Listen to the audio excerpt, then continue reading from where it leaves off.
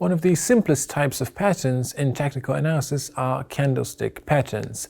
Now, candlestick charts, or rather Japanese candlestick charts, were, as the name implies, invented in Japan in the 18th century, but now they've become completely ubiquitous in the financial markets, whether we're talking about crypto or stocks, forex, or any other financial market. The reason that candlestick charts are so widely used is simply that they give much more information than a simple line chart, because a candlestick chart shows not only just a specific level for a specific time point, but also the open, the close, the low, and the high of that specific time frame. This means that it's possible to use very simple patterns that involve sometimes even just one candlestick and sometimes a few successive candlesticks to predict, or rather, well, as always, analyze based on historic price action what is likely to happen in the future.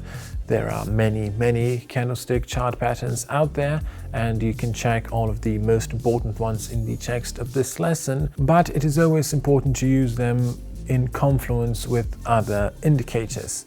So while these patterns can sometimes be good indicators of what might happen on their own, it is always best to look at other indicators simultaneously. So, for example, moving averages, or other indicators, or support and resistance levels, and so on.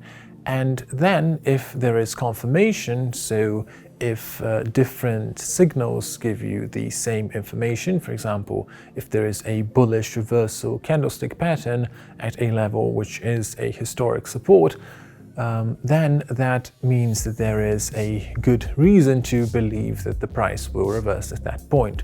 As always, in technical analysis, it's never a good idea to base an entire trading decision just on one specific signal. This is because you are very likely to fall prey to confirmation bias and to simply see what you want to see in the chart. Instead, you should always look at as many data points as possible. So not just a candlestick pattern, but also at the same time moving averages, oscillators, other indicators, horizontal levels, and more. That way, the more data points you have, the more confident that you can be that your decision, or rather what you see, isn't simply a result of what you want to see due to other biases, but rather represents a rational decision that you should take in the given market situation.